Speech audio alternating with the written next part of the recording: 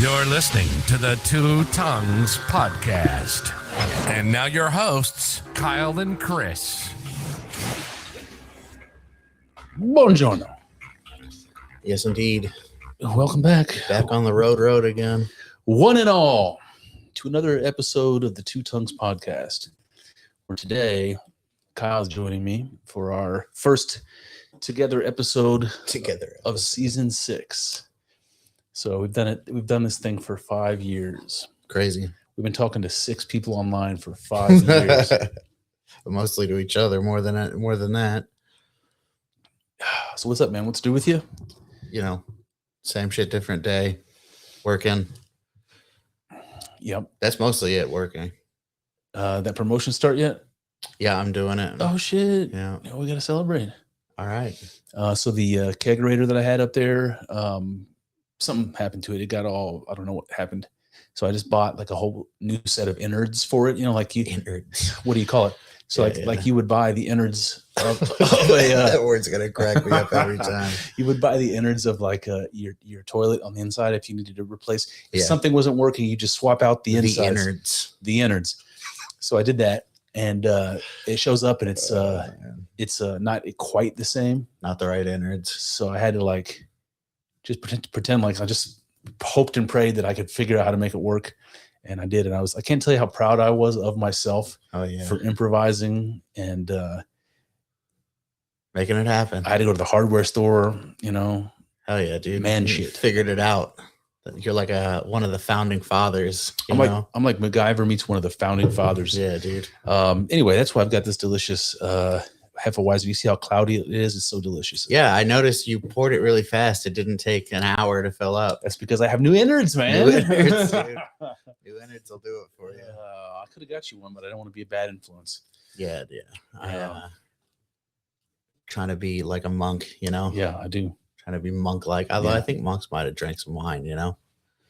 I think the monks in the monasteries might have been hitting the communion wine a little. Not all of them, but, you know, some of them.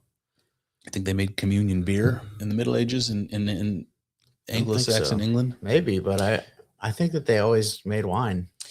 That they were always. I mean, I think that they probably made beer too, but I don't know if they were taking it for communion. Yeah, it's not really an appropriate stand-in for the blood of Christ. However, the wine and the wheat were historically part of that same tradition. I don't know. Maybe you don't go with me so far down this line, but the same tradition that the Christian communion participates in, where they would make, like the wheat is the wafer, right? The wheat becomes the body, and the wine becomes the bread. But back in ancient Greece, they were both associated with Persephone, right? And she's the one that goes into the underworld, and she spends half the year with Hades. And when she comes back, that's the spring, that's the rebirth period. So she's associated with the wheat, and Dionysus is associated with the vine. And Persephone and Dionysus were their myths were like related to each other. Gotcha. They're both about dying and rising. They're both about, they both associated with something that was that creates ecstasy, right? Because wheat you make beer with, and it fucks you up.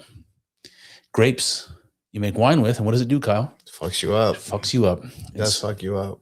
So there's that. Yeah, I don't know. I just. Do you really think of being drunk as that kind of? I guess you would. As what? As like a religious ecstasy? Yeah. I don't necessarily get that out of being drunk. Well, they call liquor spirits. Yeah. For that reason, because you do seem to be possessed by the spirit when you are intoxicated. Some kind of dumb spirit. Like dumbass. So where was I going to go with that? I've been thinking a lot about something that you said that I totally forgot you said until I went back and re-listened to an old episode of our show. All right. I remember I called you or texted you, and I mentioned it. It was something you said about when you were talking about getting into European paganism and like learning about what that spirituality was like. Yeah. And you talked about that spot that you go where it's like a waterfall, and you just sit there and be in nature. And that was pretty cool. But it was something you said about I think it was about the frenzy. It was about like man, what was it? Now I can't remember specifically, but it was about like working yourself up into a religious frenzy, and there being like almost like an archetypal pattern that you were following, but it's in you, and you just have to figure out how to work it out of you. You know, like you shake the spirit loose, you know, and then you could benefit from its presence, you know? Something like that, if that makes sense. It makes sense. I don't know what I said about it, but it makes sense what you're saying. So imagine alcohol being used in a context like that. Like imagine there was a ritual where you were trying to get yourself worked up into a frenzy, a communal frenzy with music or whatever, and you had this to the mix, and now suddenly, I could see reality starts changing a little bit, and you're like, oh, I'm right on the edge of the you know, the realm of the gods. I'm somewhere right on the fucking line between the mortal world and the world of the gods. I do think that I wouldn't want to be like hammered drunk going into battle, but I don't know. I've also never gone into battle, so I don't know. Yeah. Well, maybe it would be great to be drunk, you know? No. Well, yeah. It might have some benefits. Well, you know, they say like, you know, the drunk person gets in a car accident, and they don't get hurt because they tumble. They just are limber. You know, that's what you need. And then there's of course Jackie Chan's drunken. What was it? Drunken. I have no idea. Kung Fu fans are losing their mind. Jackie Chan? What? Drunken. Come on, man. It's Drunken Monkey. No, it's like this a particular type of fighting, Kung Fu. Drunken Monkey. Damn it. Let me look. Drunken Ninja Warrior. Let's see. Kung Fu drunken style. Let's see. Kung Fu drunken style. Drunken style. Drunken style Kung Fu. I guess that's what it's called. Or drunken boxing. It's a unique Chinese martial art famous for its deceptive movements, off-balance footwork, and unpredictable attacks. Drunken. Right? So you're not moving the way you're expected to move because you're stumbling around. Yeah. And you're just kicking everybody's ass. Drunken style. And then if you get knocked over, you don't get hurt. You just tumble down and pops right back up.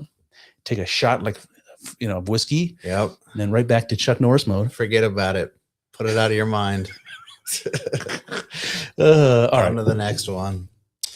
Got anything else on this topic about drunken or spirit, drunken style, frenzy? No, I don't think so. But yeah, well, I mean, I just maintain that I don't think I want to be going into like Viking combat with axes, and I don't think I want to be drunk. But yeah, I wouldn't want to be drunk. I don't know. I'm reserving judgment, I guess, because I don't know. I could see it being a positive, but that is all I have to say about it. All right, so I've got a couple things I want to touch on today. One of them I just heard randomly, and I didn't even have a chance to look it up, so I just literally pulled it up right before you got here. Did you know that there was a Muslim division of the SS? Oh, really? Doesn't surprise me, but let me see if I can share this really quickly. If I can ever figure this. I think I probably have heard that before, because how do you not? But yeah, let's look at this. Oh, no, not this one. No, not this one. I'm gonna have to do. Don't share the porn screen. Whatever you do. Okay, I'll just share this. All right, so this is just the wiki. I have an image, and I can't, for some reason, I can't share it. This is the image here, so Kyle can see it. It's a whole regiment of SS soldiers, all on their knees with their heads down to the mats, praying in their Muslim worship. And this is from 1943. It's the Waffen SS 13th Division at prayer. So you have the Muslim Brotherhood arm of the SS, the 13th Waffen Mountain Division. So first of all, what are your thoughts on this? You have any idea this was such a thing existed? I do think I remember hearing something about it, but I couldn't have told you in detail what it was or anything. But it makes sense on some level, you know? Yeah, you can see like down here, this first paragraph talks about like Croatia, Bosnia, Serbia. So these are the kind of Muslims, I guess, that were involved. It's not like Hitler had a bunch of Pakistani SS soldiers. These were like Eastern European people. Yeah. But as you scroll down, I had a little section highlighted. Check this out. It says this unit also fought outside of the security zone on several occasions and earned a reputation for brutality and savagery. not only during combat operations, but also for atrocities committed against Serbs and Jewish civilians. Also not surprising. So this is where you have, I'm wondering, yeah, I'm sharing it. Okay, cool. So yeah, like what is it that connects Muslims in Eastern Europe to the Nazi Party? And it's hatred of Jews, right? It's hatred of Jews. And what this unit was known for was, I think it's more than hatred of Jews. What else? I mean, I think about how I'm drawing a blank on what the side in the First World War, the Axis and Allies, yeah. Okay, so the Allies. I'm sorry. How bad the Allies fucked over like the Arab Muslim population in World War One. I think that plays a big part, and it's not just hate for Jews; it's that they have legitimate grievance. You know, You're talking about like what are you talking about specifically? The breaking up the Ottoman Empire, or you're talking about partitioning off Palestine and keeping control over it after the Ottomans fell? I'm talking about. I mean, this isn't necessarily Israel. You know, like this happened in Israel. We're talking about these Eastern European, but just everything that happened in Israel, like everything from Daryl Cooper's Fear and Loathing, just the lying, the manipulating out of, I could see a lot of Muslim people being pissed off about that. Yeah. I just wonder, were those people the ones in Serbia and Bosnia, or were those the ones? Oh no, those. Yeah. I mean, I agree. Like I said, that stuff happened in Israel, but I could just see it,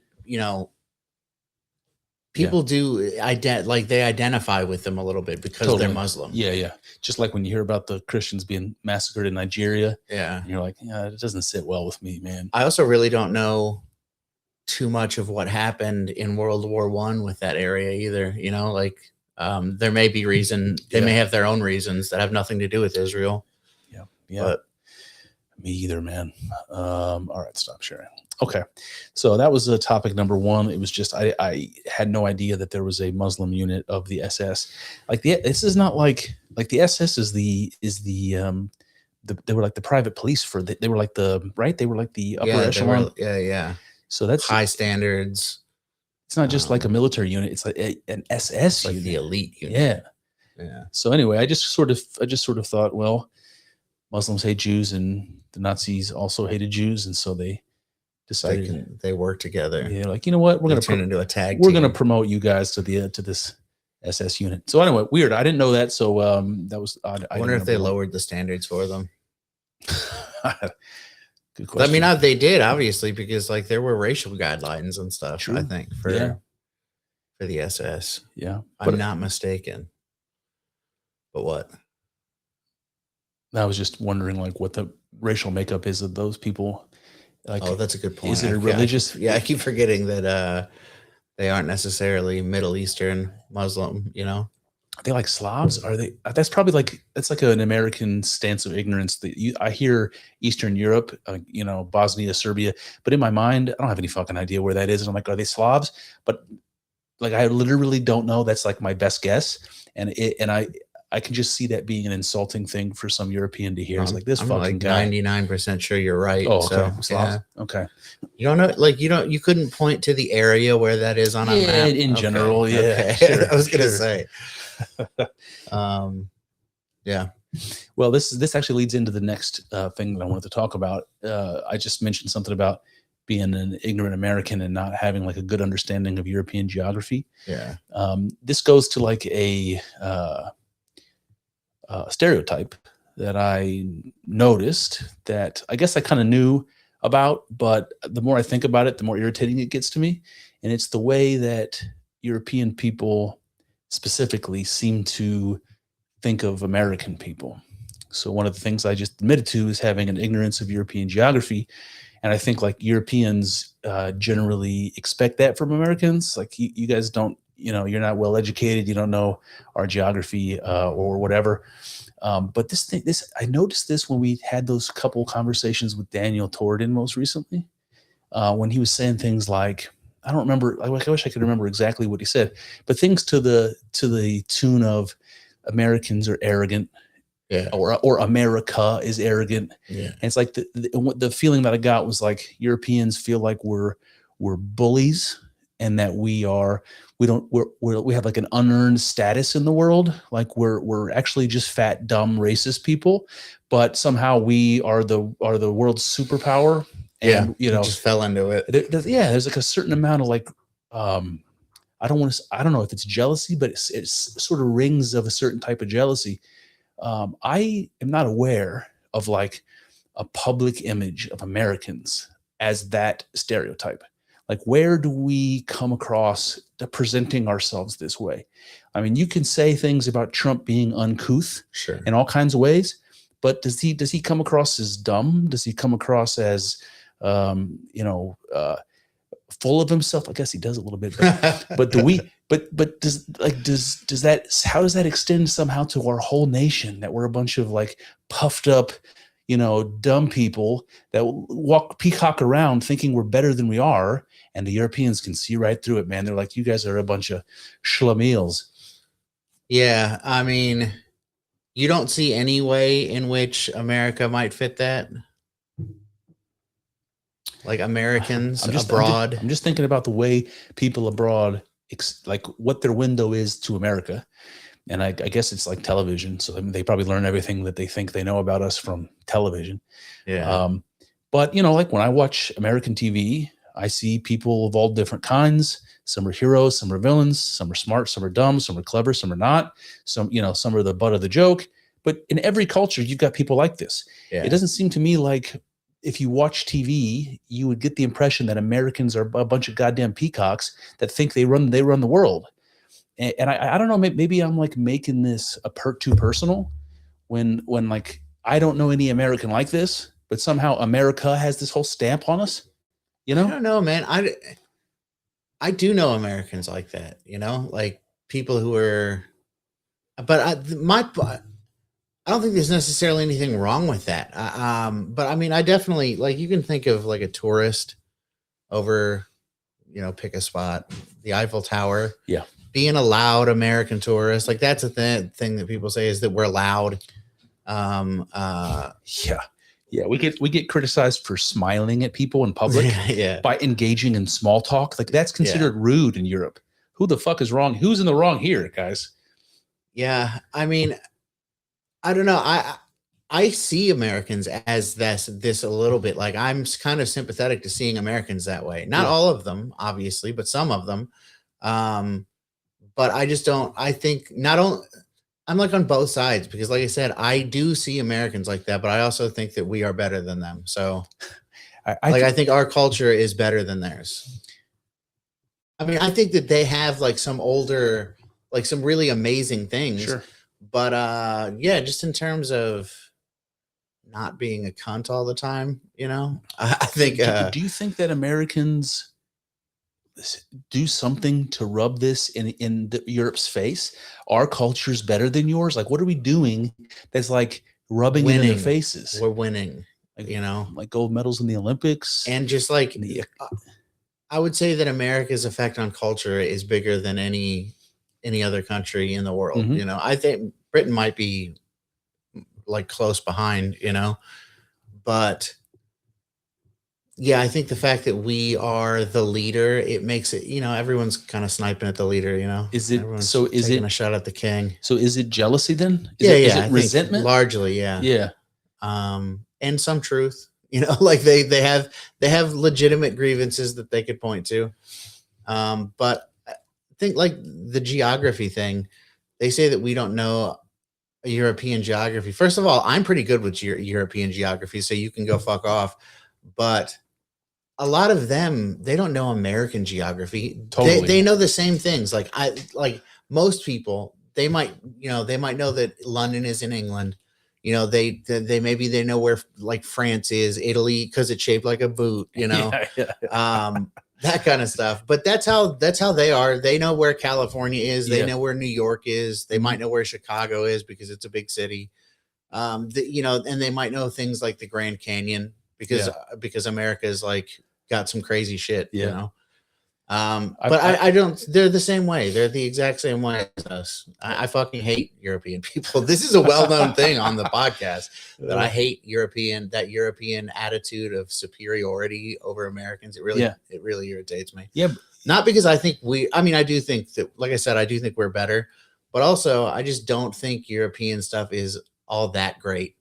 Like I think that they hold their culture up as like and I mean, to be fair, I do like a lot. I mean, I'm not talking shit on it. Yeah. But I feel like it's just a continuation. You know what I'm saying? It kind of sounds like the way you just described it is it's happening on both sides. The Europeans think that they're superior, but simultaneously we think we're superior. I don't know whether we do think we're superior. I mean, obviously, I try to have a certain humbleness. I try to remind myself to have a certain humbleness, but I have said, things like, like, I don't know, laughed at those hats that say undefeated back-to-back World War champions, or, America. Yeah. Fuck yeah. I've been guilty of that myself, but it's always in like not in a serious way. It's always been in a, kind of a jesting way. Yeah.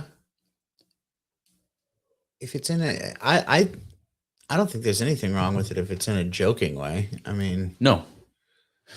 But my point is, if I ever come across as like, I think America's better than other countries and that our culture is superior, that even if I did think that, in some ways I probably do, I don't ever imagine that I've ever like peacocked about it or rubbed it in anyone's face intentionally, unless I was joking.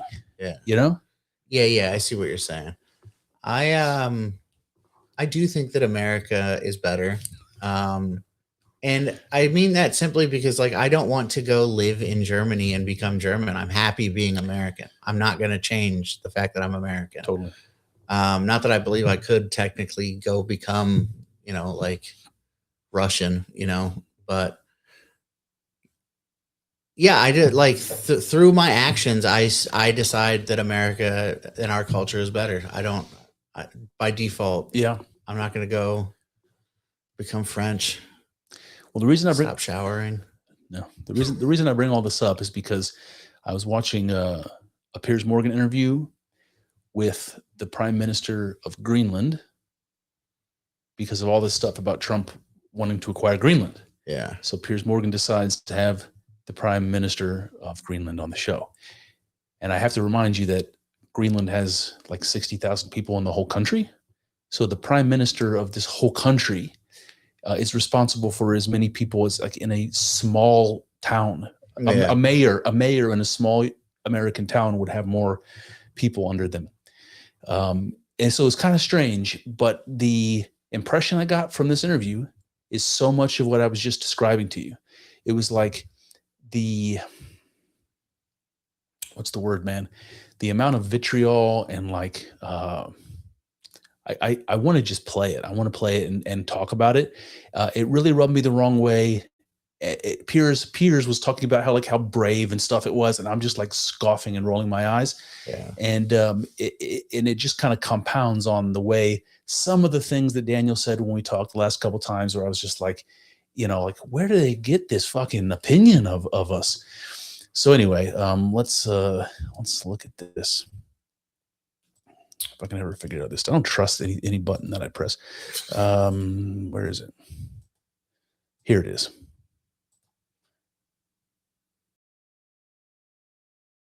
Here it is. Oh, this is what I want to make sure. Okay, yeah. Here we go. All right, so let's give it a go. Let me see the volume. Let's just hope it works. First of all, when you hear the President of the United States describing your country as a big, beautiful piece of ice, how does that make you feel? Shut the fuck up, Piers. Of course, that's unfortunate. For us, it's not only a piece of ice. He also said you can hardly call it land, right? We live here in Greenland and have been doing for many, many years. It's a beautiful, beautiful country with a very proud civilization, proud people. We love our country. We love our way of life. So of course that's unfortunate. What the fuck are you? A lot has talking happened about, dude? in relation to Greenland in terms of the Let me noise. stop for just a second. I just want to point out, if you look at the fella, I'm looking at him. he's younger than me. This Yeah. guy is like 30 years old. He's the prime minister of a NATO country. Is it a NATO country? I think it is. I just reminded myself of Tucker Carlson just now. I think it is. But look at him, man. He looks like he has the life experience of And Piers, an assistant professor or something. Like this guy has almost no world experience at all. Like he just barely graduated college. He's a young man, is my point. So that makes me take him less seriously. I don't know what that is, man. That's a weird kind of hang up, but it makes me take him less seriously right off the bat. I don't know that I feel that way. I'm comfortable that some young people are very capable. Even without experience, they're very smart, very well reasoned. Smart with no experience can be a very dangerous combination. Can be, for sure. And the opening remark here is about. Well, hold on. I wasn't done. No, sorry. Go ahead. I don't have a problem trusting a young person, but I need to see a reason to trust them, and thus far in this, I do not feel that way about this guy. He seems kind of whiny. He seems like he's bitching about non-issues. If he had a complaint, that's one thing. If you have a legitimate concern and you're talking about it, I'm pretty sympathetic to that kind of stuff. If you can make a reasonable case as to why you should be worried about something, I'm pretty open to listening to that.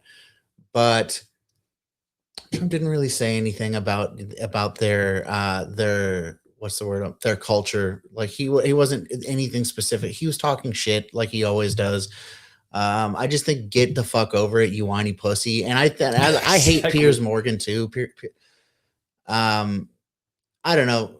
Piers Morgan is just kind of pathetic, man. I just don't really like Piers. Yeah. It's hard to. I go back and forth on Piers. Yeah, I don't really. I just pretty much stick on that don't liking him. He makes some okay content, so I'll give him that much. But so okay, Trump called Greenland a big, beautiful chunk of ice or something like that. It's like, okay, it is kind of a big, beautiful chunk of ice. Yeah. First of all, that's a completely complimentary statement. Yeah. Right. You're acknowledging that it's a cold, glacial body, and you're calling it beautiful. So for this guy to suggest that was demeaning and somehow is an intentional thing. It's like I'm choosing to think that was to feel insulted by it. I'm choosing to feel insulted by it. Yeah. Yeah. And you hear Trump's talk. It's like this is par for the course, and it's fucking complimentary as far as that goes. Yeah. All right, let's keep going. Big, beautiful block of ice. He's around the debate about the future of the country. You warned on Monday that Donald Trump has not let go of his dream to one day own Greenland. In other words, America take ownership, and is still exploring ways to take control of the Arctic. So just listen to how he's positioning it. Trump is going to take control of Greenland. Trump wants to own Greenland, as though Donald J. Trump is going to own it. It's going to be his private island. Yeah. Yeah, exactly. It's going to be Trump's little St. James island. Why do you believe that? What do you think is really going on here with Donald Trump? First of all, I think we all agree on we need to do more in a security manner in our region in Greenland, and we are a very important puzzle in that part. And that's why we have had a defense agreement with the United States for 80 years and had a great relationship and very good partnership. The way I said it is because, yes, in his speech from Davos that you just showed, he said he wouldn't use force. And that's of course good. But the desire to control us, desire to have Greenland as his country, has never been. The desire to control us, the desire to have Greenland as his country. That's how he's fucking thinking about this. That Donald Trump wants Greenland in order to control and subjugate the great people of Greenland and to have it as his own personal property. Do you think this guy really thinks that? I wonder. No. Yeah. Okay. He can't possibly, but he knows that there's a certain, framing contingent of people that are going to like that framing. Yeah. He's annoying. I'll give him that much. This goes on for 10 minutes, but we can watch the whole thing. Well, we're going to watch it. We're going to watch it. Pulled back. And we have heard it a lot of times. That's why, of course, we cannot rule out there is some sort of desire to control or own us, which is so unfortunate because we are partners and allies and have been for many years. You're nothing. I mean, like. Oh, we got mad. Jesus, she's I forgot what the press. All right. Trump announced on. What were we saying? What were we saying? The fucking lipstick commercial threw me off. Yeah. I forget. It's gone. I guess we're just gonna hit play again. 22nd of January, following Davos, that he had reached what he called the framework of a future deal on Greenland with the NATO Secretary. Oh, hold on. Ahead. Yeah. Well, I was just gonna say, like, he's like holding Greenland up as if they're anything important in NATO. It's all the United States. We're doing everything. Everyone else is just a hanger on. So, like, he wants to own us. Yeah, we basically do own you. Like, we could just stop paying the world's defense bills and see how that goes, Right. But that's the kind of stuff that really irritates me, man. You find out about how much stuff that America's footing the bill for, and you still have these asshole Europeans who are talking about how it's like, it really pisses me off, man. Yeah. Trump decided to start making the rest of the UN fund their like a certain percentage of their GDP is supposed to go to fund it, and he started to actually enforce it. Like, listen, I'm not gonna give you guys any more money unless you increase your commitment to funding this. And it's like they were literally, immediately realizing if Trump really does this, we don't have the money to continue to exist. Yeah, and that's like that's a level of power that they should appreciate and acknowledge, and they don't. You have to wonder. I have to wonder, anyways. Like, was that something that was that an end that was like designed? These countries all relying on one other country and if they don't have that, they don't exist. Like. It sounds like a Cloward Piven situation where it's like, how do we starve the United States of money and collapse its or diminish its stature in the world and its ability to defend itself? Just like the communists said, okay, everybody file for welfare, everybody file for food stamps. Let's just milk the system dry. That's what it seems like to me. The whole world is saying, let's just get the United States to pay for it. And once they're all out of money, then they're weak and vulnerable and we can do XYZ. I don't know what XYZ is. I'm not a conspiracy theorist. Yeah. I'm just saying. Yeah. Yeah. I mean, I just think about like a lot of these people, a thing that kind of goes hand in hand is like the borderless society. Like, what if if all of these nations are like basically in debt and they're in debt to like a handful of the same people, like, at what point if the people that you're in debt to say, yeah, there's no more I don't know. It's all very conspiracy theory-ish. Yeah. But yeah. Well, this guy said something about that we've always been partners and what I can't remember what word he said. We've always been partners and collaborating or whatever with the United States, and now they want to own us as though that is an obstacle to participate and to. It's like, listen, by own he means to become a territory of the United States, right? Well, just like any territory of the United States, you're going to be slaves, right? Just like any territory, any state or commonwealth, you still participate, right? What is he afraid is going to change? He thinks they're going to be slaves. He doesn't really think that, like we said before, but he knows that there are people in his constituency, my constituency, who are stupid enough to believe that, and that it's like a powerful thing still, you know? Yeah. Maybe maybe this guy does believe it. I don't know, but I would doubt it, you know, that he really thinks Donald Trump and the American army are going to show up and make the people of Greenland slaves. No, he definitely doesn't believe that, but he wants you to believe that that's a possibility. Yeah. General Mark Rutte, but he didn't add any meat on the bone of what that deal looked like. Do you have any understanding of what he meant by the framework of a future deal? Look, now we have a political representative working group going. That's something we have been able to agree on for now. And in that working group, there will be conversations about what each part wants. Of course, from our side, we have said from the get-go, we have been partners for many years, and we have been ready to do more in the partnership we have, in the frame we have. We are willing to do more in terms of security in a NATO frame, in the alliance, also with the United States. What sort of... it's not my understanding that they have discussed a deal with the Mark Rutte and NATO.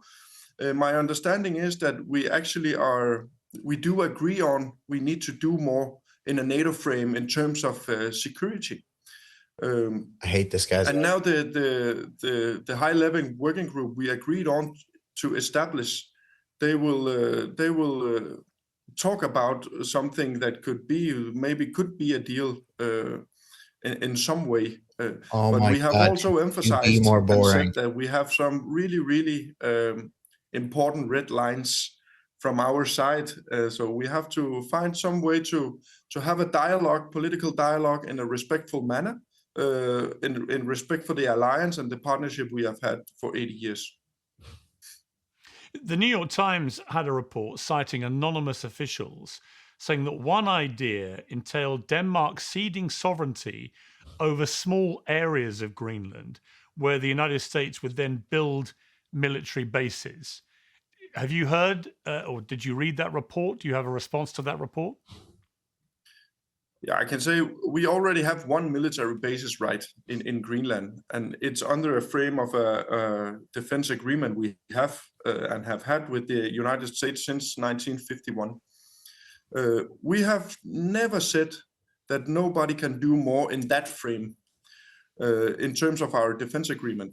We are ready to talk. We are ready to discuss those kind of things in mutual respect. But in terms of sovereignty of our country, we have a clear red line in terms of our borders, our integrity as a country. If somebody wants to push on. Well, when he's suggesting that he's willing to pay people to, I don't know, either it's not really clear. It sounds like he's going to pay people for essentially their vote and permission to join the United States. If I was one of those 60,000 people in Greenland and was offered $100,000 US, that's life-changing money for most, if not every person in that country. Not only am I going to have a life-changing amount of money drop into my lap, but I'm going to now become a part of the greatest power in the Western world. I'm going to have the military protection of, I'm going to have participation in the biggest economy in the world. Like, how in the world is your life not going to be better? This guy is responsible for his constituents and their well-being. Make the argument that the citizens of Greenland's life will be less good after this should happen. You know, like, he can't make that argument. Our sovereignty is a red line. Yeah, like I get it, man, but I wouldn't want to, hand over my sovereignty either, I suppose. But if that meant that I would become independently wealthy and all of my friends and family simultaneously become wealthy, and now I can travel to the United States and participate in their economy, and I think also that in theory, as an American, you're probably more sovereign than the average Denmark citizen or Greenland citizen. Like, we're pretty pretty reputable for being, you know, a liberty-oriented culture, civilization. Yeah. So, yeah, I don't know. I just don't. It doesn't make. If that's what you're going for, is ultimate sovereignty. I feel like you're more sovereign as a United States citizen than as a. Fair point. So Yeah.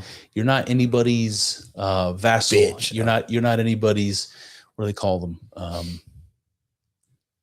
I just feel like Europe still has like this sort of feudal attitude, and they're like vassals and lords, sort of. And you know, you could become the vassal of the fucking USA. Those, we can say, that's a clear red line for us. We are not giving away an inch. I'll give away a couple inches. You know what I'm saying? He said it's a red line for us. We won't give away an inch. That just seems to me like a very strange thing to say when you don't have the power to back that up. So we could just take it, dude. Exactly. You might want to take a different tact here, man. Yeah. We could Venezuela you know, just make you disappear one day. Our country. Oh, come on. For your thyroid. We're gonna get paid for this more. Oh, commercials. All right, here we go. So your position is you will never cede any sovereignty. We will never cede any sovereignty. It would also be strange, right, Piers?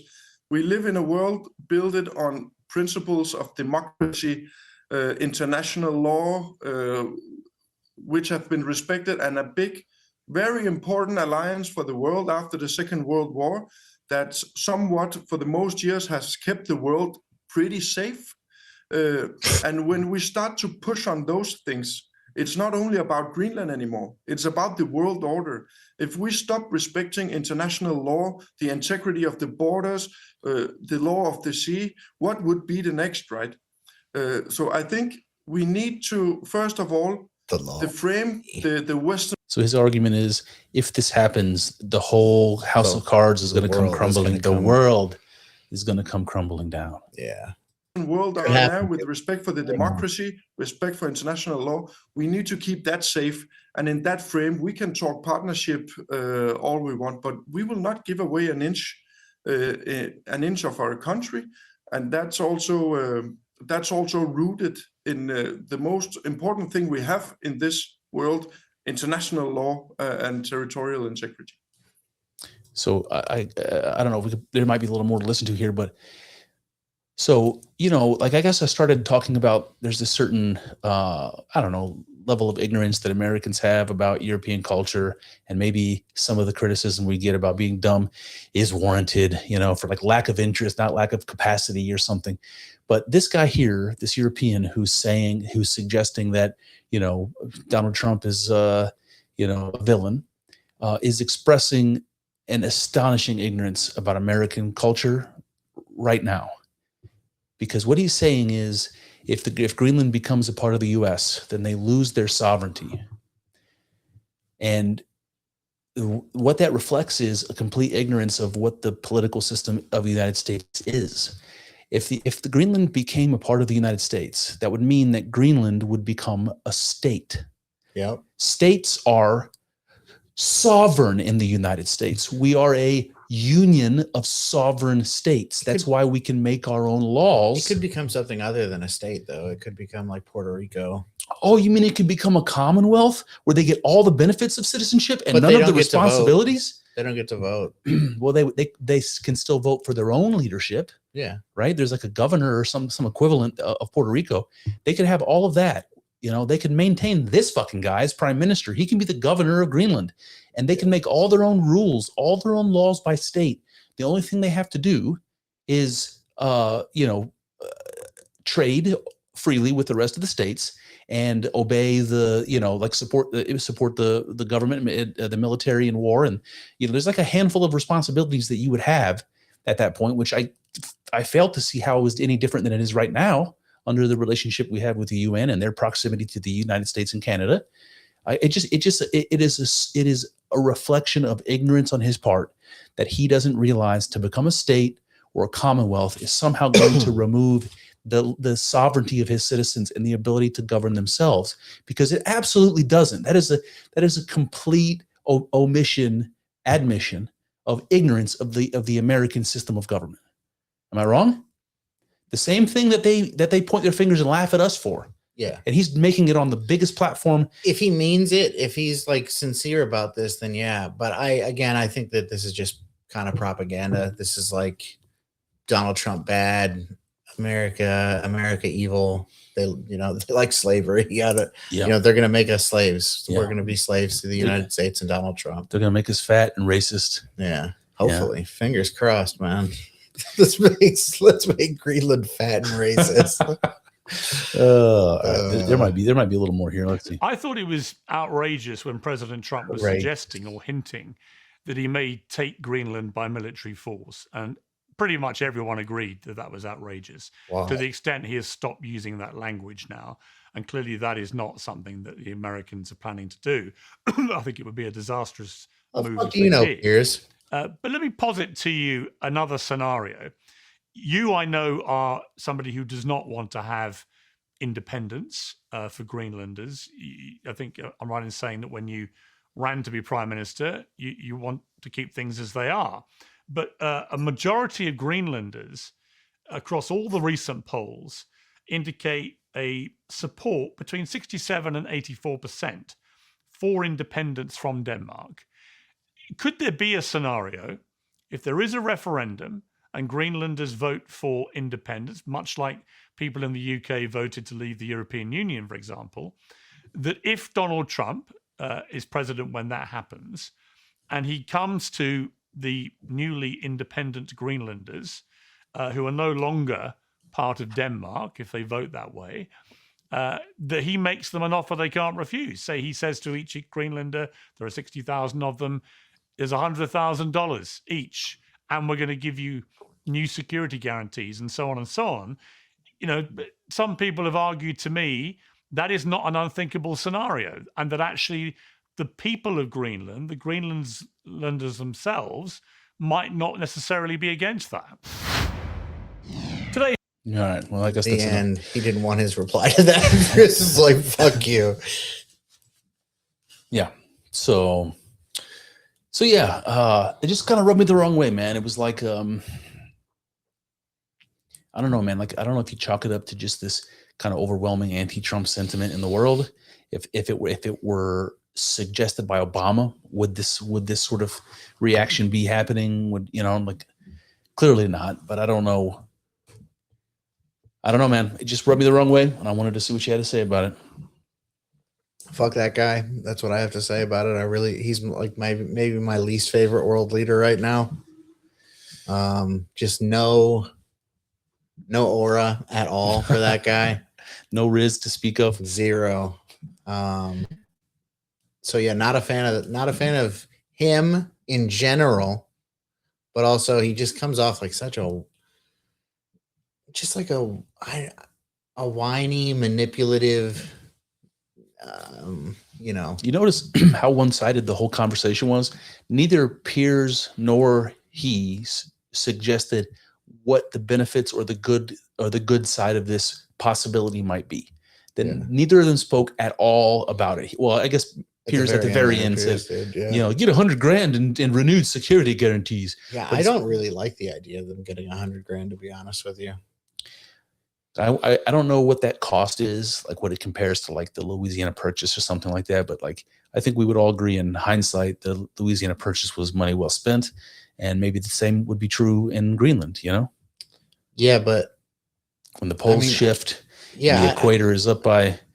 I understand what you're saying, but also like as a American who it's like, I could use $100,000. If you got $100,000 to give someone, give me $100,000. These fucking Greenlanders all get $100,000 just because they were born in Greenland. Nah, man, you get to be a part of the United States. You get to be, I guess, a citizen. I don't know.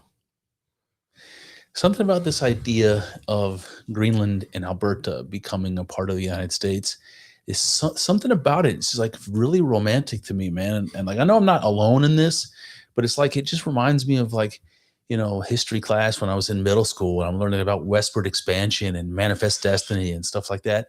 Yeah. It was like, it just seemed like a great time. Yeah, better than the alternative. You Yeah. know? And this seems like a sort of a renaissance in a way.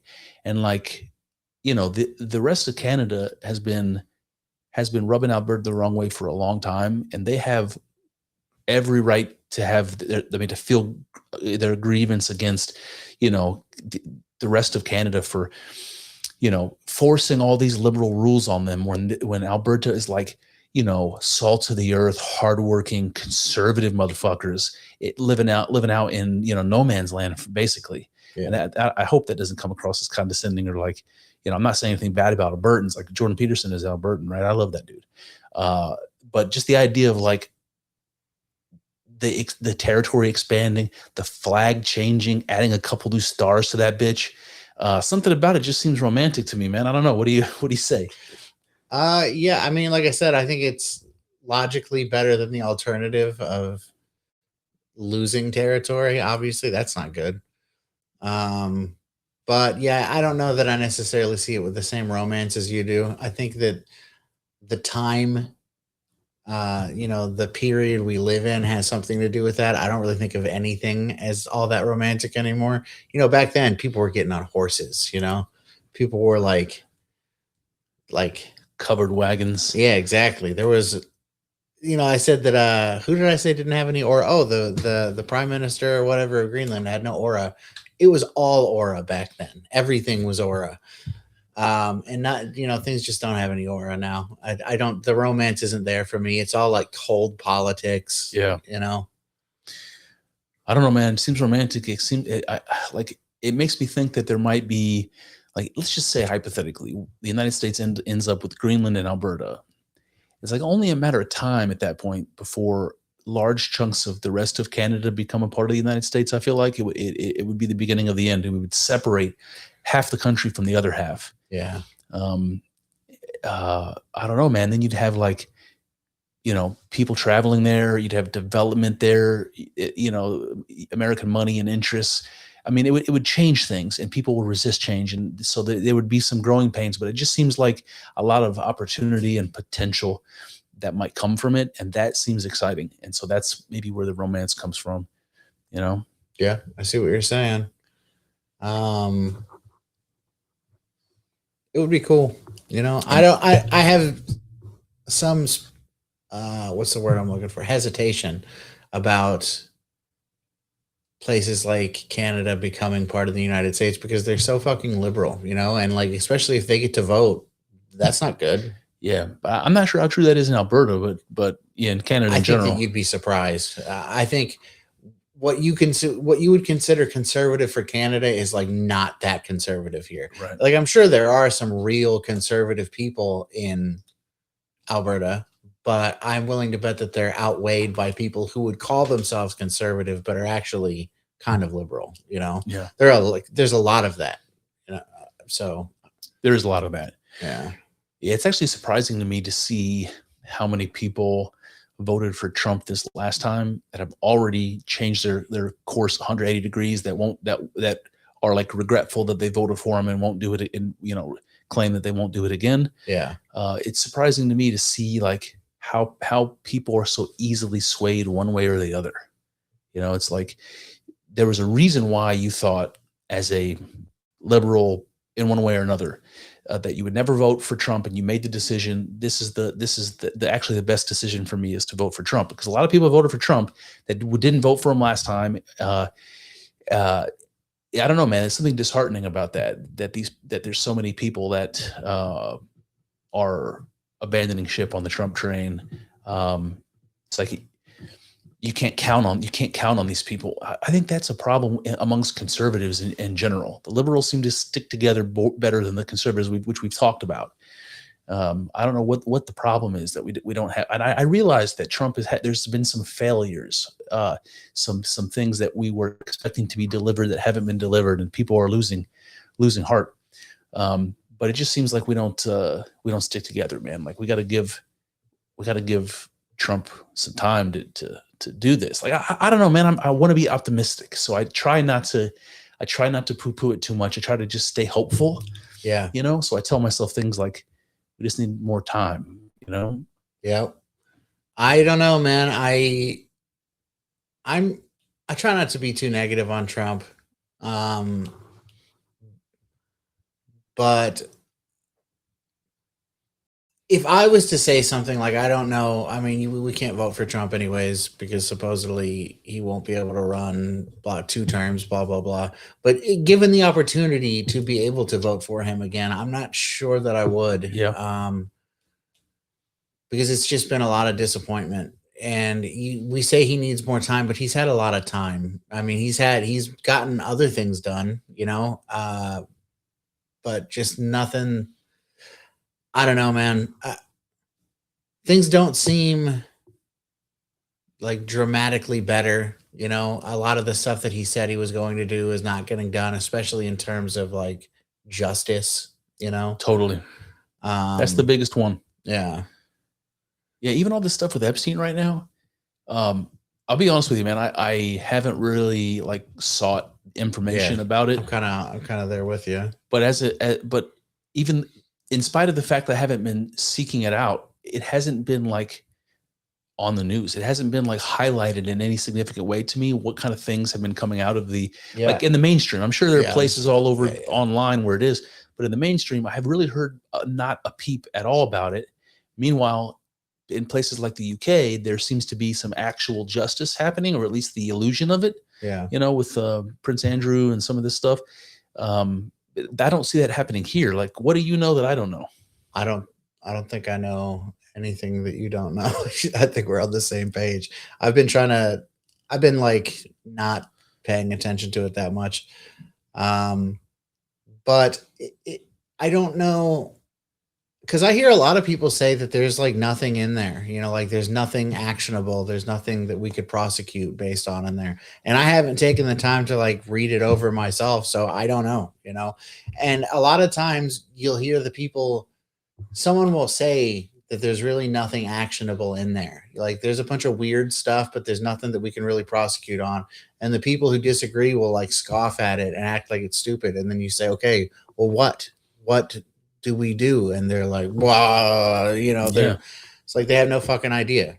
So I don't know. I don't know I'm not trying to be an expert on it in any way, one way or the other. I heard that there's a lot of text in there that seems like code, the same kind of code that was involved with the Pizzagate stuff, where they're talking about pizza and grape soda and things like this. Which is just weird. I heard that Whoopi Goldberg was in the files. Yeah, which is amazing. Whoopi, and she had to go on The View and like address it because she's the liberal. I don't know what you call her, man. She's one of the liberal grand coven of high witches. Yeah, the supreme mugwump.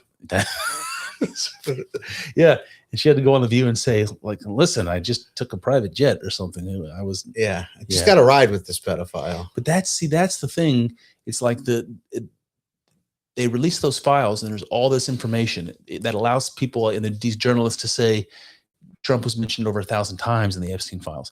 But when it's like flight logs and borrowing private jets among like celebrities and things, it's like, that doesn't necessarily mean anything, but it allows you to say something like Trump was mentioned over 1,000 times. Yep.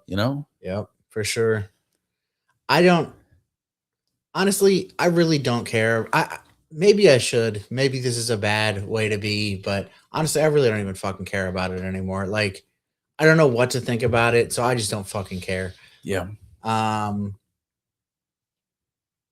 I wish that there would be justice. Yeah, 100%. But I wish that there would be deportation more than to be perfectly honest with you. I would much rather that we got mass deportation than justice for Epstein. I'm just going to be perfectly honest with you. No, I understand. And maybe that's bad. I don't know.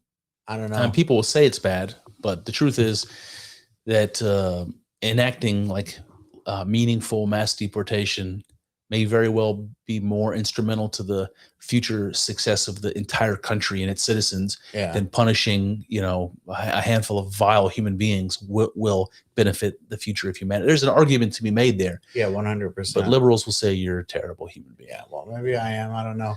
I think that if we could, like you said, if we could get all those deportations, it would make a bigger difference. In the ultimate goals, I think it would make a much bigger difference than prosecuting some terrible people. Like, I'm not saying that they're good and they deserve, but it's like, it's also been so, how's the best way to say this? I feel like it's less likely that anything is ever going to happen. Like, if we uncover new modern, I don't know, sex trafficking rings, I think we should prosecute those people. Totally. But it's like, they've muddied the water so much on this that I really don't know that anything's ever going to come of it. So I think let's just go with the deportations, let's stay focused. Get these fucking people out of here. So how about that Gnostic informant Jay Dyer debate? Did you? I didn't watch any of it. None really. of it. Maybe a few minutes of it, but it hadn't gotten heated yet, and I have a feeling it did. Yeah, I watched like an hour of it when it was live. Yeah, I haven't gone back and finished it. A lot of technical jargon and back and forth, defining things and so forth. But it seemed to me that Gnostic informant was winning the debate. But it was like a 2.5 hour conversation. That's not what I've heard. Not what you heard, but I haven't listened to it. Yeah. But it doesn't surprise me because I would be hearing that from mostly people who are Orthodox guys, Christian, So neither here nor there. That brings me to, let's see. Oh no, one other thing before I move to the other topic. The Daily Wire has this show that it's like a limited series, I don't know how many episodes it is, 4 or 5, something like that. Yeah. It's called the Pendragon Cycle. I've heard about that. So I started watching it, and then I just sort of moved on to something else, and I kind of forgot about it. And then I saw Jeremy Boring doing an interview where he was talking about it. I don't really know the details of what's going on with him, but apparently he's not part of the Daily Wire anymore. Yeah, this was supposed to be a project on the Daily Wire. I think it was like one of like the oldest projects that they've had. Yeah. So, the conversation that I'm referring to was Joe Rogan and some like director guy. I can't remember the name. They're talking a bunch about movies, and then they start talking about how wokeism has impacted Hollywood. Yeah. And then how they're not really making movies the way they used to and all that stuff. Then he starts talking about this, and he says the Pendragon Cycle is, it reminded him of old TV. Like, it reminded him of a type of show that isn't made anymore. Yeah. And that he was surprised how much he liked it. And they started talking about it. And he's like, yeah, it's on the Daily Wire, which is why you've never heard of it and why, very few people are watching it. So anyway, I started watching it. I went back to it and I watched like all but the one episode, I think. And this is all about the rise of Merlin. That's what it's called. It's all about, like the origin story of Merlin. And it's clearly they're setting it up to be, maybe like a multiple season thing. The first like 3 episodes, Merlin isn't even in it. It's Merlin's mom and dad and how they meet and all this stuff. So I'm watching it, and I do like it. I think that they have clearly not the biggest budget. Some of the things, like if you're a stickler, you'll notice. My wife was one of them, and she was like, look how terrible the costumes are. Like, you can see that this guy's supposed to be bald on top, and you could see the bald cap makeup onto his head and stuff. It's like, this isn't the greatest, but generally it's good. But I'm like, pay attention to the politics and the ideology in the story. Yeah. And it was refreshing, man. Like, the guy that plays Merlin's dad, he's kind of like an Orpheus type character. So there's like lots of these kind of comparative mythology elements that I dig, where the dad is like a bard. And when he sings, he can kind of like, he's such a good singer that he'll like, he can kind of like influence people by singing, like this is Orpheus. This is what Orpheus did in Greek mythology. But he's also this kind of like clandestine Christian, you might say. Because this is taking place in like medieval Europe or whatever, early medieval Europe. And, it's like obviously a fantasy. There's magic and wizards and shit. But this is clearly like a pagan world where it takes place. And Merlin's dad is talking. He talks about like, I don't worship the gods. I worship the God.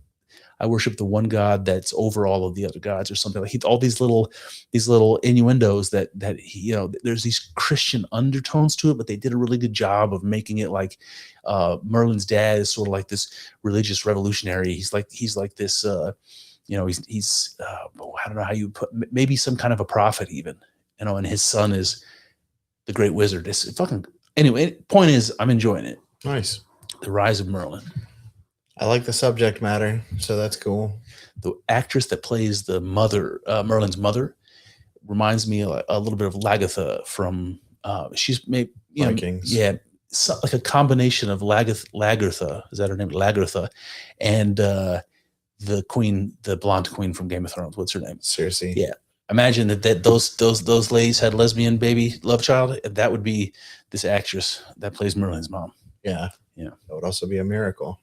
It would be a Christmas miracle. Christmas lesbian baby.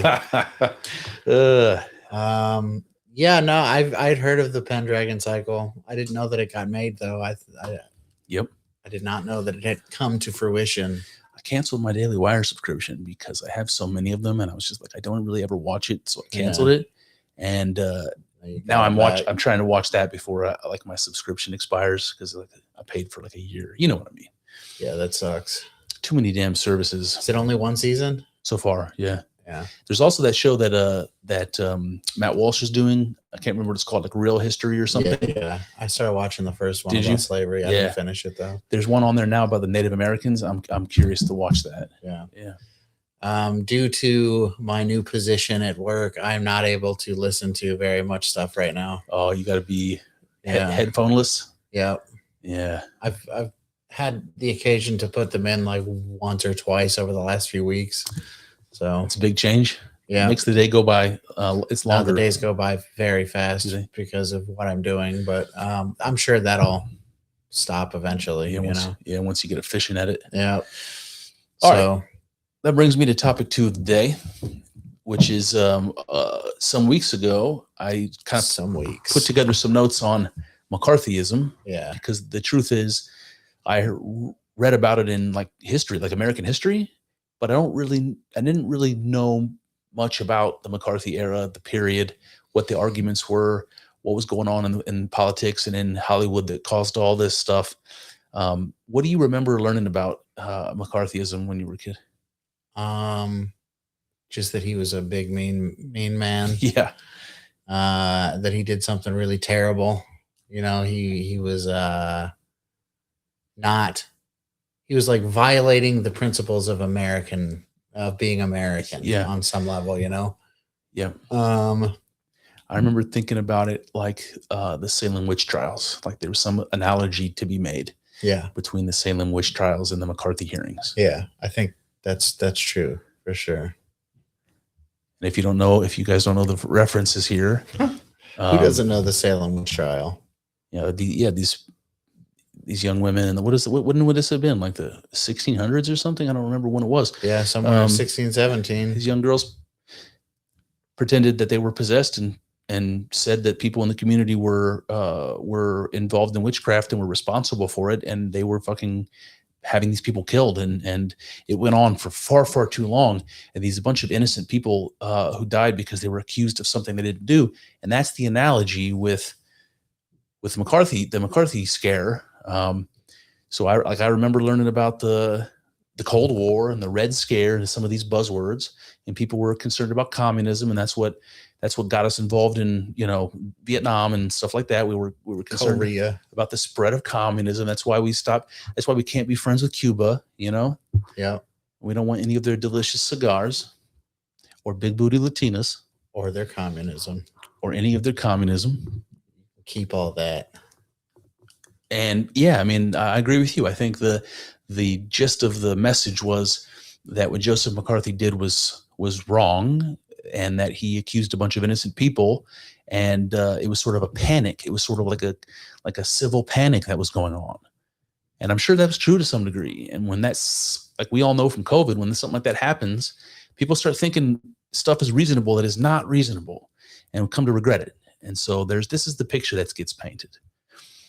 So I basically did a little looking into it, and I figured there's basically a couple of main things. There was a speech that McCarthy gave that kicked it off. And then there was a letter that he wrote to the president, and I have sections of each that I want to read. So if that's okay with you, let me pull this guy up. Share. It's going to be the Word document. How do I find it? Let me just pull it up here. And will it let me? There it is. Okay. Yep, there she is. And there's a background back there that I didn't do. That's pretty cool. Yeah, to show you how to change it back to the original one.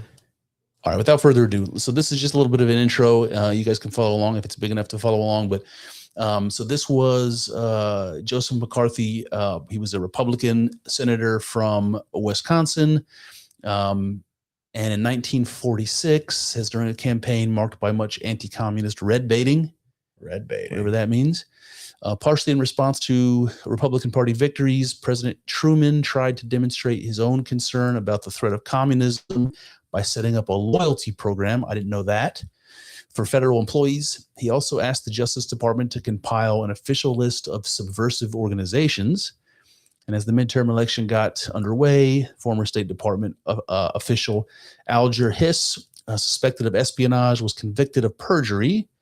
McCarthy, in a speech at Wheeling, West Virginia, mounted an attack on Truman's foreign policy agenda, charging that the State Department and its Secretary, Dean Acheson, harbored traitorous communists. So this is obviously a time where we were really concerned about communism, and at least one high-profile person was in trouble, well, at least for perjury, over this communist sympathies or whatever you want to call it. So here is the speech. This was given in Virginia, February 9, 1950, by Jospeh McCarthy. It goes like this. The great difference between our Western Christian world and the atheistic communist world is not political. Gentlemen, it is moral. For instance, the Marxian idea of confiscating the land and factories and running the entire economy as a single enterprise is momentous. Likewise, Lenin's invention of the one-party policy state as a way to make Marx's ideas work is hardly less momentous. Stalin's resolute putting across of these two ideas, of course, did much to divide the world. With only these differences, however, the East and West could most certainly still live in peace. The real basic difference, however, lies in the religion of immoralism invented by Marx, preached feverishly by Lenin, and carried to unimaginable extremes by Stalin. This religion of immoralism is the red half of the world triumphs, and well it may, gentlemen, this religion of immoralism will more deeply wound and damage mankind than any conceivable economic or political system.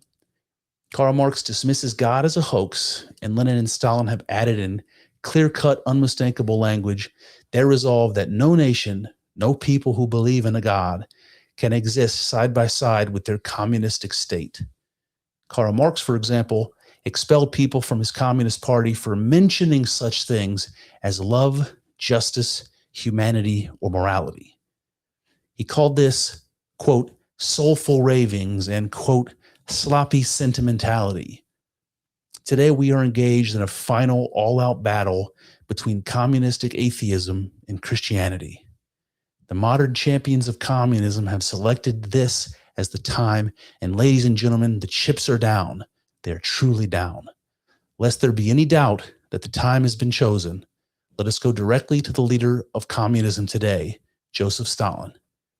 Here's what he said, not back in 1928, not before the war, not during the war, but 2 years after the last war was ended. Quote, to think that the communist revolution can be carried out peacefully within the framework of a Christian democracy means one has either gone out of one's mind and lost all normal understanding, or has grossly and openly repudiated the communist revolution, unquote. Ladies and gentlemen, there can be anyone tonight who is so blind as to say that the war is not on. can there be anyone who fails to realize that the communist world has said this time is now, that this is the time for the showdown between the democratic Christian world and the communistic, atheistic world. Unless we face this fact, we shall pay the price that must be paid by those who wait too long. 6 years ago, there was within the Soviet orbit 180 million people lined up on the anti-totalitarian side. There were in the world at that time roughly 1.62 million people. Today, only 6 years later, the odds have changed from 9-1 in our favor to 8-5 against us. This indicates the swiftness of the tempo of communist victories and American defeats in the Cold War. As one of our understanding historical figures once said, quote, "When a great democracy is destroyed, it will not be from the enemies from without, but rather because of enemies from within," unquote. The reason why we find ourselves in a position of impotency is not because our only powerful potential enemy has sent men to invade our shores, but rather because of the traitorous actions of those who have been treated so well by this nation. It has not been the less fortunate or members of minority groups who have been traitorous to this nation, but rather those who have had all the benefits that the wealthiest nation on earth has to offer: the finest homes, the finest college education, the finest jobs in government we can give. This is glaringly true in the State Department. There, the bright young men who are born with silver spoons in their mouths are the ones who have been most traitorous. I have here in my hand a list of 205 names that were made known to the Secretary of State as being members of the Communist Party, and who nevertheless are still working and shaping policy in the State Department. As you know, very recently, the Secretary of State proclaimed his loyalty to a man guilty of what has always been considered as the most abominable of all crimes, being a traitor to the people who gave him a position of great trust: high treason. He has lighted the spark, which is resulting in a moral uprising, and will end only when the whole sorry mess of twisted, warped thinkers are swept from the national scene, so that we may have a new birth of honesty and decency in government. All right, that was a mouthful. It was a mouthful. So there's more, but what are your first I impressions? just don't see where he's wrong. I feel like he's pretty spot on with all of that. And I'm sure you could find quotes of, Trotsky and people like Trotsky saying things like, that's what we're planning on doing is getting people in and, infiltrating institutions and stuff like that. So I just don't really understand what he said that's wrong. And like factually wrong, but also wrong in like, a philosophical way. Like I agree with him too. So, yeah, it's interesting. Like he says, first of all, for context, Truman is a Democrat, I think, saying he's a Republican senator. So he's got a Democrat president and he's on the other side of the aisle and he's telling the president, like giving the speech. So it's public, but he's telling the president there are 205 people in the State Department that are communists. This is in 1950. This is right after the Second World War ended. 5 years later, we have hundreds of communists in positions of high power in the United States government. And he's calling it out and saying this is a problem, and he wants the world to hear this because he wants to put pressure on the president who doesn't want to work with him because they're not on the same sides of the aisle. And back then, I don't know if it was as obvious as it is now, but the sympathies of communists are far more aligned with Democrats and Republicans, far more. Yeah. And so the reaction was, well, he's lying. There aren't all these people that are actually communists in the system. They're not like chipping away at the structure of our democracy from within, like you're suggesting. You're blowing this out of proportion. You're making everyone scared for no reason, all because it's like political jockeying. You want us to be scared, so we'll vote Republican. This is the kind of thing that we're told happened. And there's some truth in it, because it turns out there wasn't really 205 people. It was a much smaller group of people. The net was cast wider than maybe was justified. There's some truth in that. So there's a letter he wrote to the president that I want to read a small portion of, and then I want to show you some other stuff. When you say the net was cast too wide and that that's true on some level, or I forget what exactly you said, but there's reason to say that, something like that. What were people who were definitely not communist sympathizers like hassled? Is that what you mean? Yeah, I mean, there are people where it can't be demonstrated or proved through documentation or something that they were compromised or whatever, that were accused of being communists or communist sympathizers. Whether they were or weren't, I can't say. But there are people who you couldn't necessarily in a court of law prove were, and they were being called communists or communist sympathizers. Yeah. And this was, and like, remember, people were being dragged before tribunals and questioned, and it was like, it was a serious deal. And it started out as just politicians, people in government. And then all of a sudden it was like people in Hollywood and like public people were getting dragged in front of these tribunals that weren't political. Yeah. So that's where, and that was the same thing with the Salem witch trials. Like at first it was like the old crone that was unmarried, that didn't have anyone to support her. If you said she was a witch, nobody was going to defend her. And it was these people that started getting killed. But it didn't stop until it was like, the mayor, right? Yeah. So I wondered, like, how true is it? Is it true that this was all blown out of proportion and that was all political maneuvering on the side of the Republicans? Or is it the case that the Democrats were really that compromised at that point? They were really already communist, essentially, or at least had that vein in them, like it still does today. And in fact, it's thriving today, you might say, the communist branch of the Democratic Party. And even Truman was covering it up because he was a fucking communist sympathizer or something. Like, what side am I supposed to come down on? I tend to think that they were all a bunch of communists. I mean, like, that's kind of what it seems like to me, that a lot of people who, you said that the net got cast too wide, but I think maybe it didn't get cast wide enough, honestly. Like, I understand that even with this ICE stuff that's currently going on, I understand that some people get hassled by ICE agents who are citizens. I know that happens, and I'm fine with it, to be perfectly honest with you. Prove that you're American and you'll be good to go. I mean, I'm going all over the place, but it reminds me of this thing that's going on right now with ID to vote. It's like,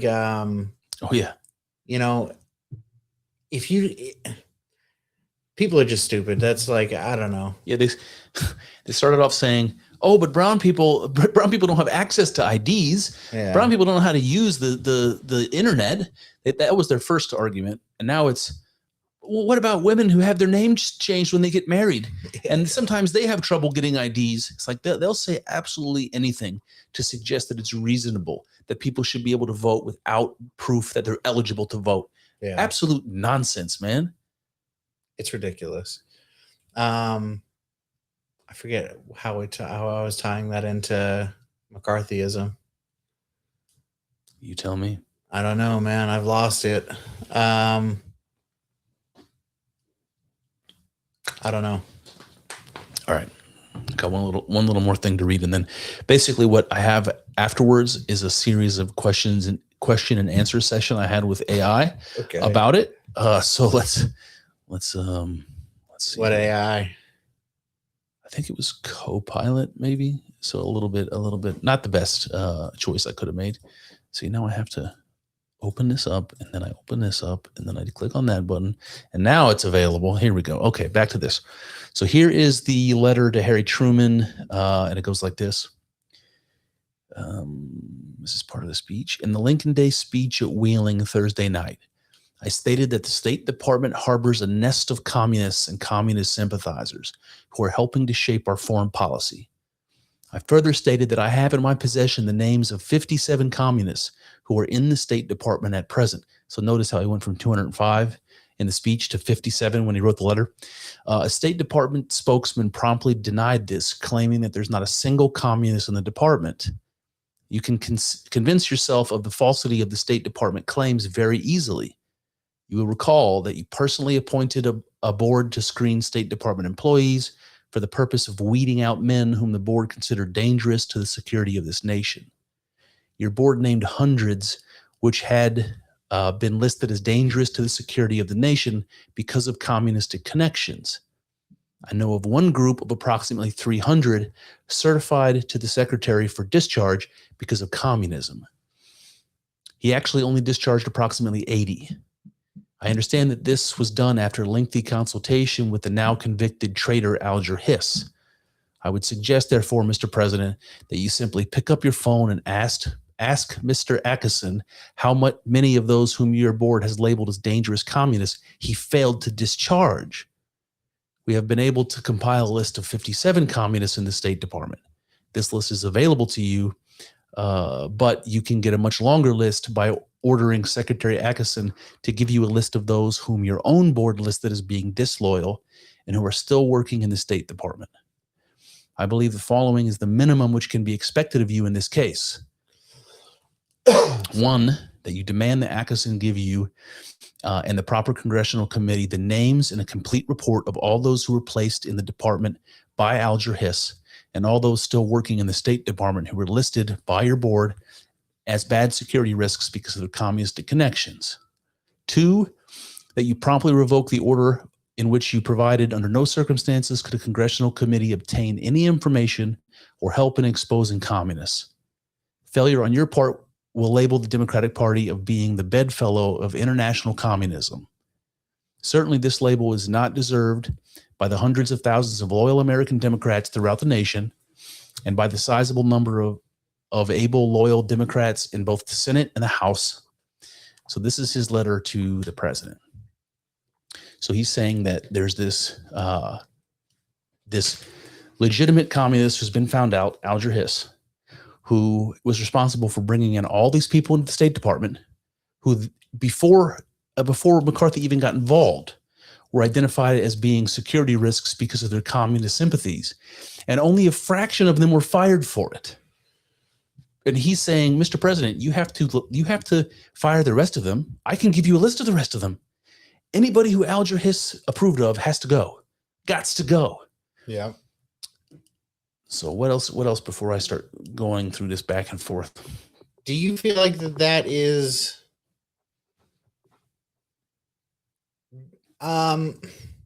operating the way that you know that America's like constitution and government does? Do you think that McCarthy had a leg to stand on? What do you mean? He wants to get rid of all of these people for believing something. Do you think that that is within the government's purview? That's a good question. See, now I'm struggling with my own libertarian sensibilities. Yeah, I thought that you might. I want to make this analogy between communism and Islam. I don't know whether it holds, but the idea here is that I've come to believe that that Islam at its like core tenets are in fact unsustainable. And what word am I looking for? It doesn't integrate in the Western world. It sucks. It sucks. It sucks. Because there's a religious obligation in Islam to conquer. Yeah. There's a religious obligation to subjugate and conquer. And so that makes it fundamentally incompatible, which is the word I was looking for all along, with the West. And I'm not the first person to say that. I just think I've become convinced of it because it's not just a matter of people saying Muslims think this, Muslims want this. Now I've seen in the scripture that they have an obligation, they have a religious obligation to. It's not a choice for them. If you're faithful, it's an obligation. So I want to say that there's an analogy to be made between Islam and communism, and the fact that communism is an existential threat to the world. It's an existential threat to humanity, because as a philosophy, it sucks. It requires the subjugation of all of the powers, economic and otherwise, under the central control, which is something that human beings are not capable of. Maybe with AI, man, maybe with AI, there's a day, but we're not capable of doing it. It's a pie in the sky thing that has only led to destruction, and I think can only lead to destruction because it's against human nature. We can't force people to live in the communist utopia, because in order to do that, people all have to agree with that, all the values that requires you to live that way. And it's just not possible. Even if you brainwash people, it's not possible. There's always going to be a problem. So I explain all that just to say that I want to have a pass on hating communism and, kind of overcome my libertarian objection to that. Like, people should be able to think the way they want and have whatever values they want. In this case, I don't think I disagree with McCarthy, especially when you look at the consequences. If you fast forward to today and you see the consequences, the argument in the 50s was, this isn't happening. There isn't a communist takeover of government. It's not weaseling its way into the Democratic Party. It's not happening. And now we look at Bernie Sanders, a communist, AOC, a communist. All these basically all of them. All these quote unquote democratic socialists are putting a new name on communism, and they are the mainstream of the Democratic Party now. Yep. Even the Democrat, Bernie and AOC and Ilhan Omar and those people they're like the more openly socialist. Like, they'll tell you that they're socialist, There are a lot of Democrats, though, who basically think all the same things, but they wouldn't say, I like Karl Marx. You know what I'm saying? Yep. Most Democrats are all for that kind of stuff. So, yeah. I mean, I'm with McCarthy for sure. I'm a McCarthy guy. Yeah. Well, I think his being labeled as like a scare, like this is being scare tactics and not legitimate, that the time has proven him to be true. Yeah. And he was sort of what's the word? He lost his credibility at the end of all of this. He was sort of run through the mud, or whatever the expression is. And in truth, after enough time has passed, you see he was actually spot on. Yep. So here's where you get, did the threats turn out to be real? This is my exchange with AI. That's what I asked them. Like, did any of these threats turn out to be real? And their response is that while they might be exaggerated or wildly exaggerating the numbers, some of the underlying concerns about Soviet espionage were legitimate.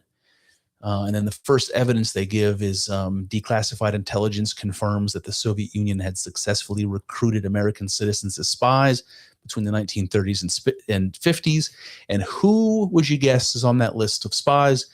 Alger Hiss, the guy that was responsible for hiring in all these people in the State Department. Imagine that. Convicted of perjury related to espionage.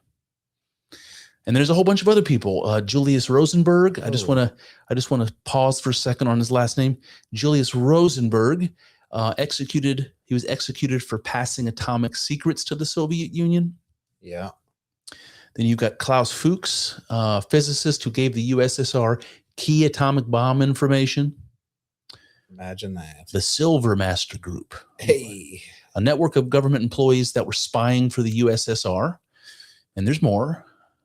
Documents show the Soviet intelligence tried to cultivate sympathizers in the government, influence political policy debates, and gather classified information.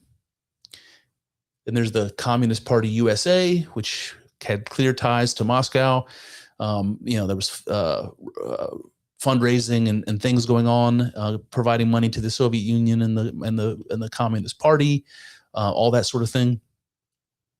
And then I asked what threats were not true or exaggerated, And this is kind of the feedback you get. So McCarthy at first claims there was 205 people in the State Department, and those numbers turned out to be overinflated, at least based on what they could prove. And then he starts talking about public people, teachers, artists, journalists that were subversive. And so this, I think I want to push back on a little bit, but it says, the Miller Center notes that Americans were told communists could be lurking everywhere: teachers, professors, artists, journalists. There's no evidence that these professions were systematically infiltrated by Soviet agents. Let's talk about that for a second. That's a crock of shit. Why are they all communist rat holes then? Like, why is every university in America a communist shithole? Like, they are, every single one. So I don't know. I don't know if I'm buying that either. Totally. I mean, there's all these stories that we've seen over the last 5 years or so about like people trying to get their PhDs, and they have to have a certain politics expressed in their dissertations, or they have to remove things that are subversive to these sorts of ideas, or they can't even get their PhD. They won't even be given their PhD, and they're not going to be given professorships and things like that. So they're like systematically excluded so that there's only one ideology in higher education. I mean, let's look at teachers and professors. We've already kind of covered that. Although teachers, I would say that it seems to me that even most like elementary school, high school teachers are kind of left-leaning too. So Absolutely. like they're starting it even earlier than just the universities. But okay, after that, what is artists, journalists? Yeah, artists. Like, are we really going to argue that artists are like right-wing? Well, in general, their artistic types are usually far more aligned with Democrats than Republicans. They have the personality type. Like, to be an artist is usually somebody, Jordan Peterson would say, they have a very open, like whatever the five, whatever they are. Yeah, they're very open in their personality. They're open to new ideas, and that's what allows them to, it goes part and parcel to their creative nature. Yeah. Those are the people that are more likely to gravitate towards lefty ideology. Yeah, just naturally. Yeah, I agree. And I think that they can still be valuable for what they do in creating art and still be like fucking wrong about politics, Absolutely. It's not like I try not to be like a person who's like, art is stupid, art is gay, bro. I like art, but just because I like somebody's painting doesn't mean that I think that they know what they're talking about. Right. And yeah, you get that a lot from the left. They're like, this movie director says this, so it must be important. I don't fucking care. I don't care what Robert De Niro has to say. Journalists. Well, before we move on to journalists, I just want to say about art is I've said this many times, and like some of my good friends, like Matt in particular, has always pushes back on me when it comes to movies. But I've been saying for a long time, for many, many years, that the state of art in like movies and in shows and things like that has gone down so dramatically since I was a kid, or even as a teenager. It's gone down so dramatically that it's like, and music and even pop music for the most part, it's so terrible. I can't imagine. They have all these huge budget movies that are absolute fucking garbage. When I went and saw Gladiator 2, my hopes were so high for that Ridley Scott follow-up. I was so pumped. And even it, with Ridley Scott at the helm, was fucking garbage. Yeah, they just keep churning out garbage. And so much of it has political ideology baked into it, Yeah. And I think that's why. That's why you're not a funny comedian, because you're constantly being political. That's why your movie sucks. Because you thought it was more important to make some social point than to make a fucking riveting story, you some bitch. Yep. Agreed. Now, journalists. I mean, it's obvious they're a bunch of mo's. I don't know if that was the case in the 50s, where 95% of the journalistic, the places where you can digest that sort of thing, newspapers, talking heads, all this stuff, 95%, and I'm just pulling this number out of my ass, but it seems about that. in this climate is all dominated by lefty organizations and leftist ideology. Was that the case in the 50s? I have a hard time thinking it was as bad in the 50s. Yeah, I don't think it was as bad, but I think it was already on the road to becoming this bad. You know, I don't think that there were any safeguards in place. You know, you would have had some like old school reporters who probably like you could agree with on political things, but I just think that trend was always going to be to the left. Totally. And so you have even today AI telling me this is one of the areas in which McCarthy was wrong, that journalists weren't being infiltrated by communists. Like, that is the most obviously true thing in today's world. Like, the fact that AI is trying to convince me in 2026 that this didn't happen, it fucking absolutely happened. Yeah. AI, I don't know what to think about AI, and like the fact that it kind of moralizes and, you know, puts things like this in a certain light that it thinks is good, you know, it just makes me feel weird. Yeah. I like AI to some degree, but it is dangerous in that regard. I think I would pull the plug on it if I was able to. Yeah. Just all of it. Yep. Just pull that fucking plug. Yeah. Before we get too accustomed to it. Yeah. But I think we're fucked. So. All right. So now there's a list here of public figures that were accused, whom evidence later supported the claims. Okay. So if we have any names in here, people we know, Alger Hiss, we just talked about these people. Ethel Rosenberg, public figure, due to trial, accused. She was someone who was assisted Julius's spy ring. Same, we already saw Klaus. Harry Dexter White, Assistant Secretary of the Treasury, accused in 1948. Later evidence confirms. He was identifies him as a Soviet source lawyer. KGB archives confirmed he provided information and policy influence. He was a Soviet spy. Dexter Harry White, the Secretary of Treasury, Assistant Secretary of Treasury, was a Soviet spy. This was in 1948, dude. This was right after the Second World War. Yep. Lachlan Curry, he was a House advisor to FDR, and he was also identified that he passed information to the Soviets. He was working with Soviet intelligence. We saw the Silver Master Group already. I don't know who this dude is. An economist, Victor Perlow, a congressional staffer named Charles Kramer. Teddy Theodore Hall. Past Atomic Secrets. Now here's the Hollywood section. So these are people outside of the political realm. And here's the core group of 10. I don't know any of these people, but I'm pretty sure Charlie Chaplin is on this list. Yeah, right down here. You don't know Dalton Trumbo? Yeah, these were like people that you would know in the 40s if you were alive, but I don't know any of these names. But I do know Charlie Chaplin. So these are people who were accused, musicians, directors, screenwriters, actors. I don't know any of them except for Charlie Chaplin, accused of communist sympathies. He was denied re-entry to the United States in 1952. That's interesting. Yeah, I bet you all of these people were fucking communists. Like, it really doesn't surprise me at all. Whole bunch of screenwriters, whole bunch of musicians, including Leonard Bernstein. A lot of Semitic names in this. Yeah, I wondered if you would pick up on it. Yeah, here's a bunch of journalists and newspapers accused of having communist sympathies. But let me just scroll down here because I did specifically search individuals with Jewish ancestry that were part of the list of people who were accused. So you can see here how many of them. Screenwriters. Alva Bessie. Yep. Confirmed member of the Communist Party USA. Herbert Bieberman. A Hollywood director, also a member of the Communist Party. Lester Cole, same story. John Howard Lawson, same story. Albert Maltz, Samuel Ornitz,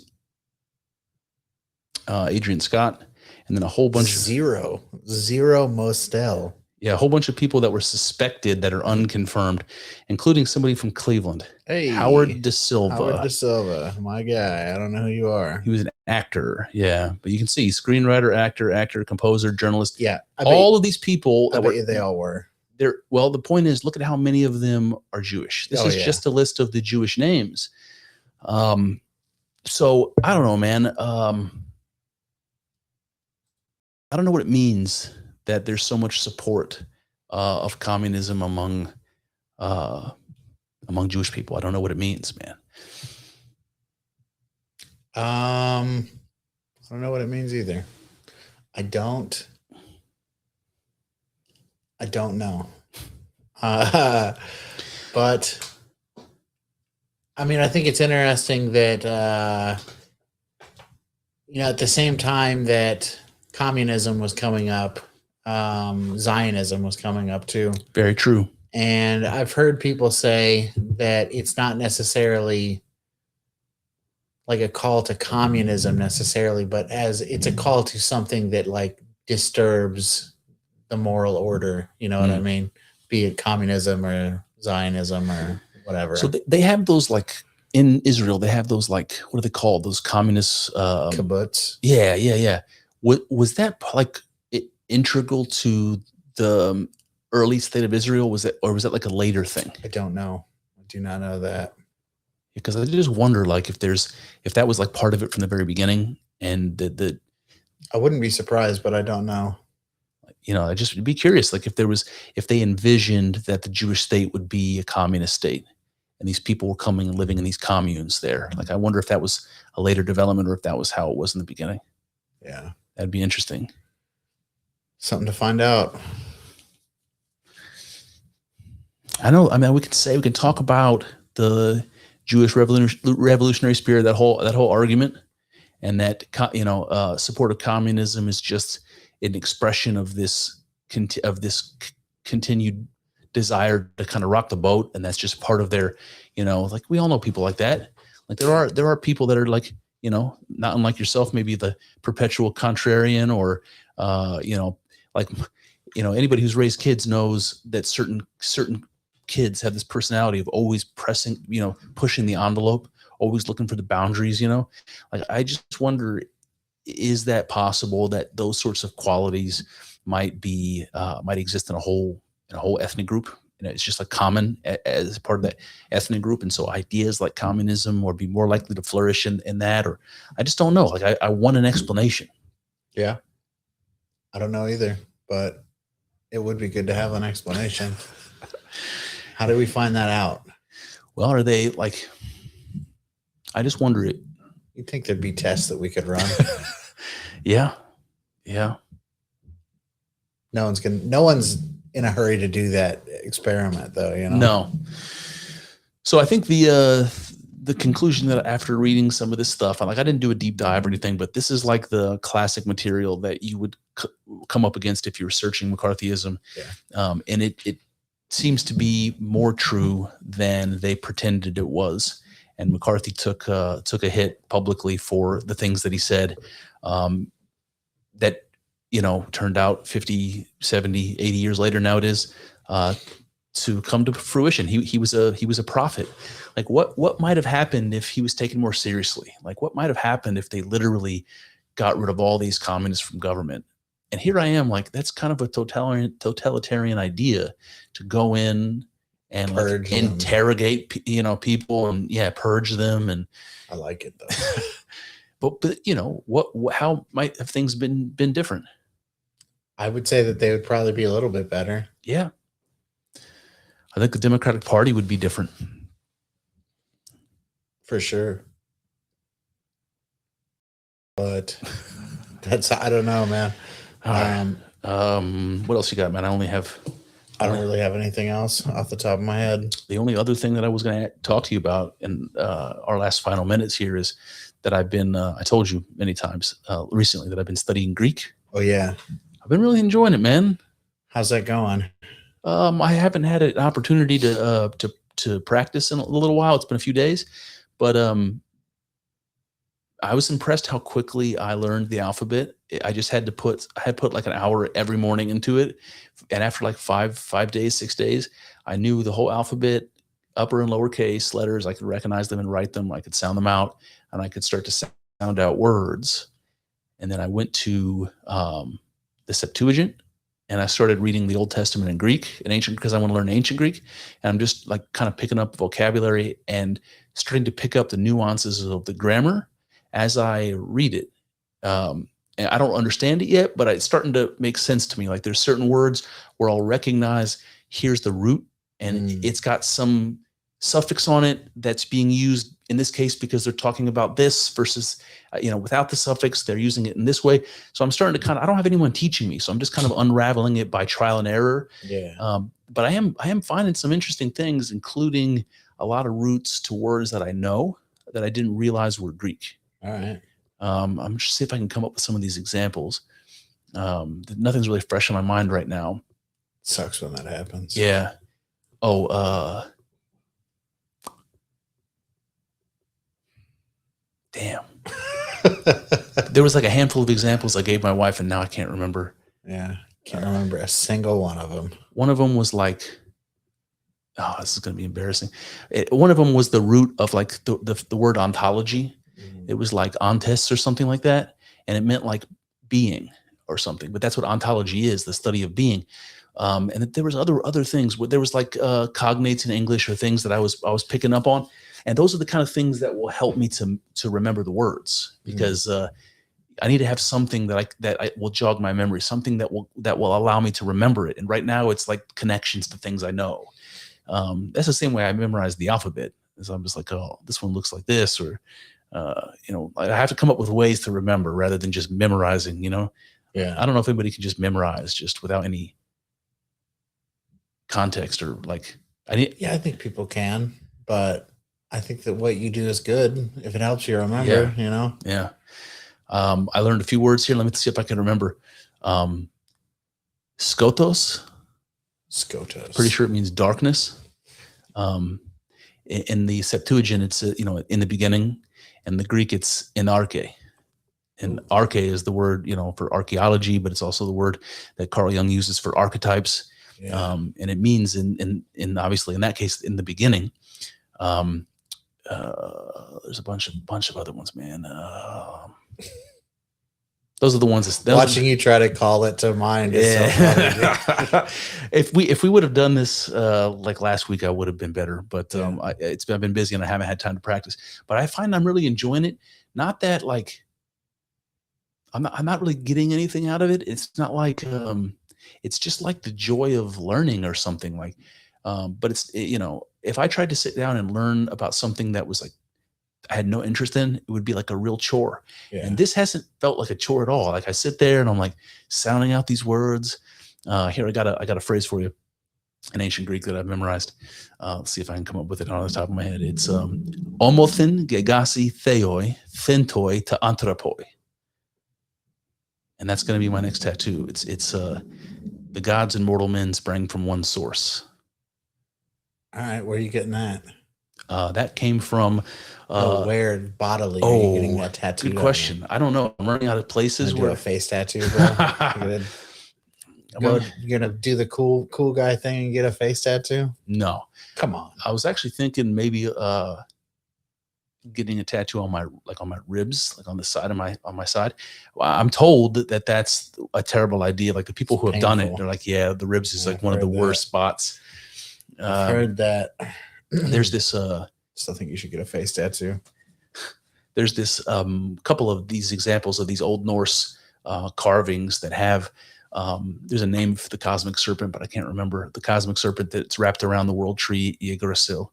And inside it's like this very stylized serpent. So it's not detailed. It almost looks like a logo. It's very stylized.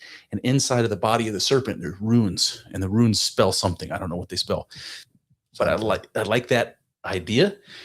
So I was thinking I'll get one of these stylized cosmic serpents, these Norse looking cosmic serpents, but instead of having the Norse, the runes in there, I'll have the Greek, I'll have that omothin gegasi deo thentoi ta anthropoi. Yeah. Yeah. So I don't know. It's probably an expensive project. I have better things to spend my money on, I guess. Yeah, that's pretty much why I'll never get another tattoo. Yeah. It's like I just can think of a million things I'd rather do with the money. The only way I'll ever get another tattoo is if I fall into a lot of fucking money, I could get it on my chest, but I'm a hairy beast. So if I get it on my chest, I'll either have to shave it, which is not going to happen, or it's going to be perpetually obscured by all of my hairiness. You wouldn't do it on your forearm? Not a forearm tattoo guy? I mean, I have that. Oh yeah, I forgot. This one comes. I don't know, man. I really don't know. Maybe I could have it wrapped around my leg or something. I don't know.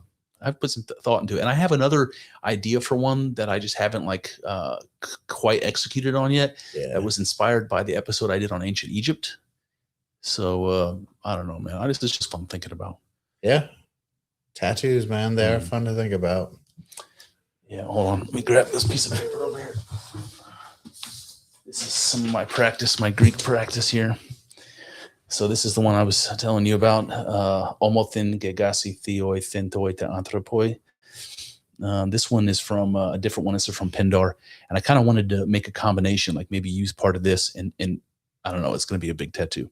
But this one says, let me just let the audience hear me struggle through this like a 5-year-old. In andron, in theon, genos, ek mias de peno men matros amfotroi. Boom, there it is. So I don't know what I said, but I can read it. Yeah. So I don't know, man. I love it. I think I'm just gonna try to make time to continue practicing and see what happens. Cool, man. Maybe one day I'll be able to read ancient Greek.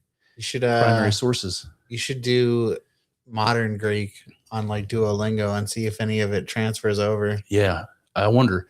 There's this place we go. It's like a little wine bar, and there's a lady there who's Greek. Greek lady. Dia is her name. Dia. Nice lady. And so Dia Katsalakis. After I started learning this stuff, I tried to lay some on her. Yeah. And then she was asking me for examples because I was like, even that word omothin, it starts with Omicron. That's an O. But when you look at the transliteration, it's not pronounced omothin. It's pronounced homothin. Hey. And so I asked her, I'm like, why do some words that start with Omicron sound like an H? And she's like, what do you mean? She was like, give me an example. I have no idea what you're talking about. So I wonder if that's just the difference between ancient Greek and modern Greek, or if, I'm just such an amateur that it's probably terrible.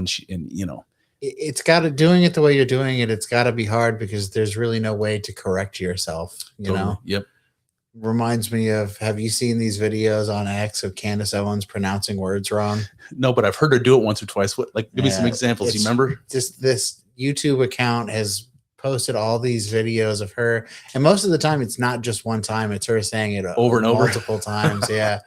The word macabre. Yeah. Just macabre. No, Yeah, come on. macabre. Yeah. I can't think of anecdote, she said. You've been there, man. I know you've been there. Yeah. I have mixed feelings about it. I kind of think it's kind of petty, Yeah. But also, Candace, you make a living talking. You should probably make sure that you know how to say these words, True. I remember getting clowned once for saying, I was looking at some beer, and I'm like, I pronounced the word drought. Yeah. And I was like 22 or something, Yeah. I remember one time I took spray cheese and I wrote boobs on the hood of someone's car in spray cheese, and I put 3 O's in it. Oh, did you? And I got made fun of for that one. Yeah, I had a similar, not in any way similar, but in some way, I was in high school and I was passing a note back and forth to the girl that maybe she was in front of me. I can't remember. Shout out to Carol from high school. And the teacher, who's also, by the way, a very obviously liberal fellow, and he taught social studies, so it was like a history type teacher. Yeah. And he, Mr. Skiles, shout out to Mr. Skiles, and he was just hovering over me while I was writing the note, and I didn't realize it, and then I went to pass it to her, and he grabs it And I was like, oh shit. And he looks at it and he just looks at it for a glance and he throws it on the table and he goes, I was telling him like how bored I was. I was telling her how bored I was in class. And he was like, he just tosses it back to her and he goes, yeah, all that coming from someone who misspelled bored. So yeah. It's a sick burn. Yeah. So 1 point for Mr. Skiles is zero for you got cooked, as the kids say. But it happens. Happens to the best of us. Any other examples? Like getting cooked? Yeah, or pronouncing a word wrong or not knowing. Yeah, there was definitely other things but I can't really remember them off the top of my head. Macabre is my favorite one. Macabre. Yeah. Okay. Yeah. Well, we're at 2 hours, man. So that's going to have to be time, guys. We Yes, covered Greenland, McCarthy, We did cover Greenland. the Muslim division of the SS. We've weighed in on Greenland, so things are really going to start taking shape here. And with that, Adios. Well, there you have it. That's one avenue explored, but infinitely more still to go. I hope you enjoyed thinking along with us. I know. It's not easy work. Thinking. It's hard and full of uncertainties, but I'm grateful for the company as we trek through this together. Here's to hoping that the juice is worth the squeeze. See what I did there? Let's find out together in the next episode.